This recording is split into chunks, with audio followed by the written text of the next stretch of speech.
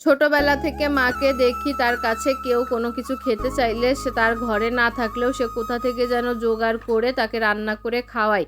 আর বা পরিবারের কেউ যদি কোনো কিছু বা কোনো রান্না পছন্দ করে সে সব সময় সেই রান্নাটা খুব সুন্দর করে করে তাকে দিয়ে আসবে বা তাকে খাওয়াবে।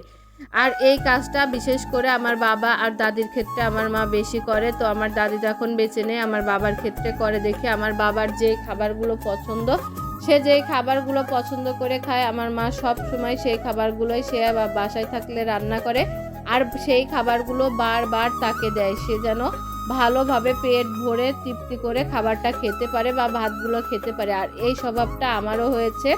আমার জামাই যেই খাবারগুলো পছন্দ করে বা আমার বাসায় যখন কেউ আসে তার পছন্দের খাবারগুলোই রান্না করে খাওয়াতে মন চায়।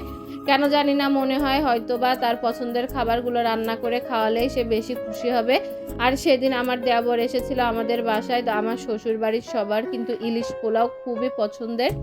যদিও আমি বিয়ের আগে ততটা খেতাম না, কিন্তু এখন প্রায়ই খেতে হয়। ইলিশের সময় তো প্রতি সপ্তাহেই খেতে হয়, কারণ আমার জামাইয়ের খুবই পছন্দের। তার একটু ইলিশ পোলাও রান্না করে দিলে আর কিছুই লাগে না, সে পেট ভরে তৃপ্তি করে ভাত খেয়ে উঠতে পারে। আর আমার শ্বশুরবাড়ির সবাই ইলিশ পোলাও ইলিশ খিচুড়ি খুব তৃপ্তি করে খায় বা খুব পছন্দ করে।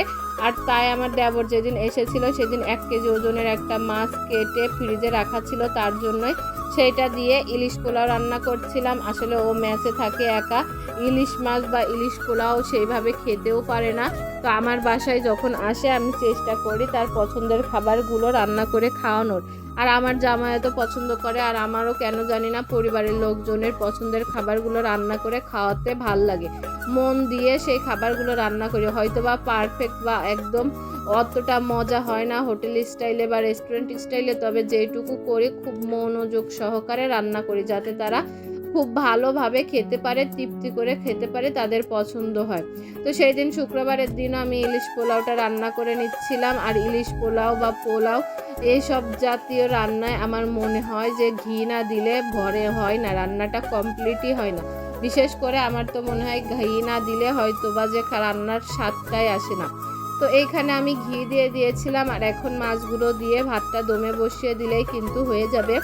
আর এই ননস্টিকের কুকারে ভাত রান্নাটা এখন আর ভালোভাবে হচ্ছে না। ননস্টিকের কুকারে এই স্টিলের চামচ দিয়ে রান্না করে করে এই ননস্টিকের কুকারটা একদমই নষ্ট হয়ে গিয়েছে। নিচ থেকে যে পিতলের বা কালো একটা ছালট থাকে সেটা পুরো উঠে যায়, ভাত এখন বেশিরভাগ এঁটে যায়। তারপরেও এইটাই রান্না করলে ইলিশ পোলাওটা খুব ঝরঝরে হয়।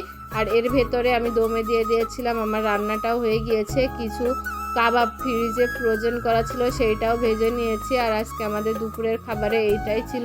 সবাই বলছিল খাবারটা নাকি অনেক মজা হয়েছে আর আমার কাছেও বেশ ভালোই লাগছিল। সবাই হাসি খুশি একসাথে খাওয়ার স্বাদই কিন্তু আলাদা।